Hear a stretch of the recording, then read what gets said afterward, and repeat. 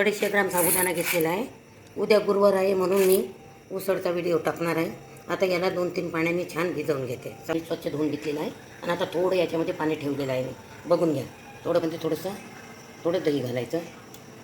दही टाकलेलं आहे. आता याला रात्रभर मुरं देते. उद्या उसळ करायला साबुदाणा तयार आहे.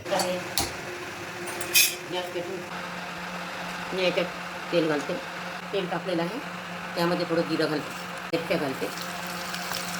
मिरच्या घातल्या. आता थोडं मीठ होऊ देते. थोडं त्याच्यात मीठ घालते चवीनुसार. म्हणजे शेंगदाणे घालते. ते मी काल भिजवलेला हा साबुदाणा छान मोकळा झालेला आहे तो मी घालते. आता ही उसळ शिजलेली आहे. आता त्यामध्ये थोडी साखर वरून घालतो, किंचित थोडी. छान मोकळी झालेली आहे. जर तुम्हाला आवडली असेल आणि कोथिंबीर जर टाकायची असेल, हे ऑप्शन आहे. तुम्हाला आवडत असेल तर टाका, नाहीतर नको टाका. पण आवडली असेल तर माझ्या ग्रामीण चॅनलला सबस्क्राईब करा.